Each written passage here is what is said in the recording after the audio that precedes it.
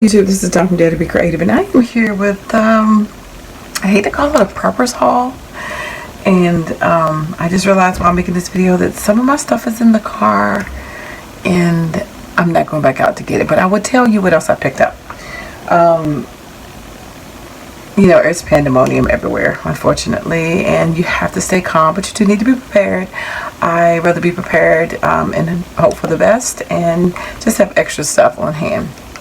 But you know, the kids are out of school, so in the last video I showed you some little workbooks and stuff. I have plenty of books for them to read, but just the other things that we can do around the house to kill some time. I don't even know if these games are any good, but this is a what am I game.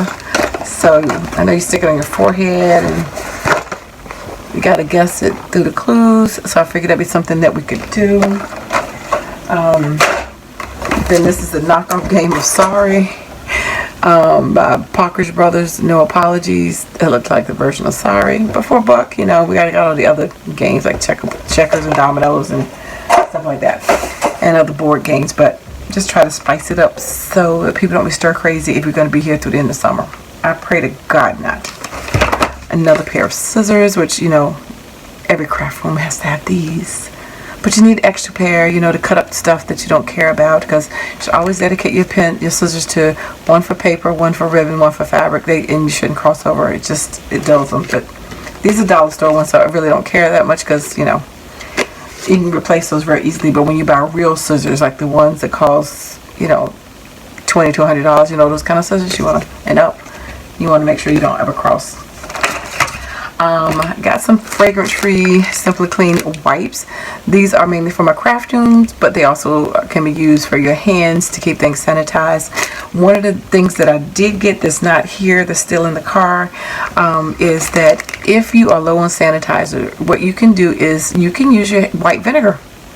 You can buy that from the grocery store. A lot of people don't know white vinegar is an astringent and antiseptic, so you can use that to pour over your hands besides just soap and water. But I'm just saying, this is another thing. If you're trying to ration things and you may have white vinegar in your home, you can use that to clean things, your hands as well. Just like hydrogen peroxide, you can get it from 88 cents from Walmart. It's $1 at the Dollar Tree, which I did get some more of that. I bought some from both. But that's another thing to buy if you can't find the bleach at the Dollar Tree. So you know about your cleaning products. So I don't have that with me, but I did get some air freshener, and this is the lavender and the fresh waters. You know, just give you a little smell, get stir crazy, send up in the house.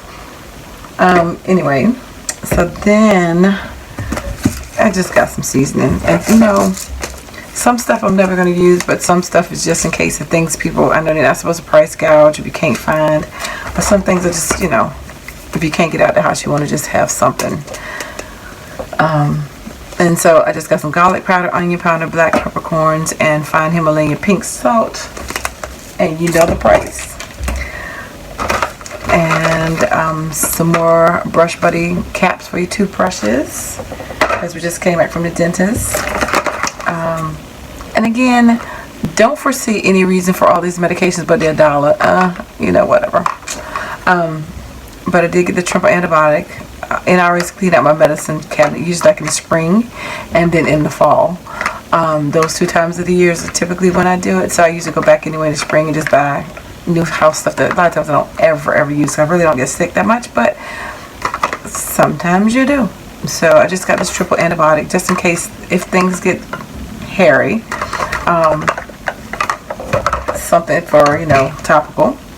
Some mucus and chest congestion medicine called syrup. I don't really take medicine, but you know, family members should do. Sea salt. I really just get sick and cough it out. I take antibiotics though. I will take that if you know.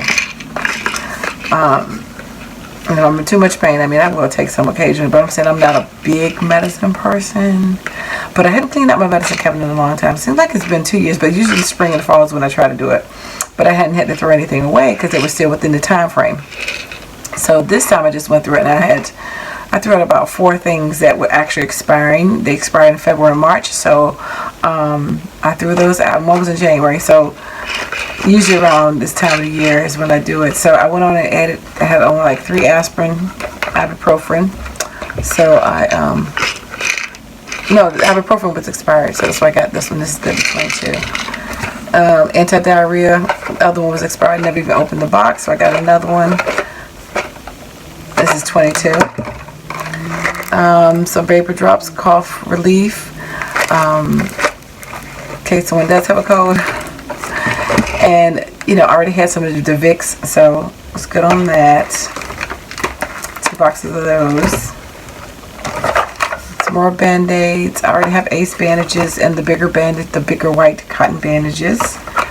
Some mucus relief. Goofus, I never said that word right, so I ain't gonna try. You know what I'm talking about. You know what I'm talking about. But I do use these a lot. The vitamin C drops, especially when someone around me is sick, like when I have a grandson or something like that. Some Kids Crest, some Season Go by Goya. Just some more. These are just some microfiber washcloths. You can use washcloths or whatever. Cleaning up. I did get some gloves. I got some from Walmart, but these had 10 in here. These are latex. And then these are the nitrile gloves. And this is 8. So I got some of those just in case, you know, we have to go out or whatever. We can use some gloves because it's important. Mom brought me some masks. They had no mask. They had no hand sanitizer and stuff.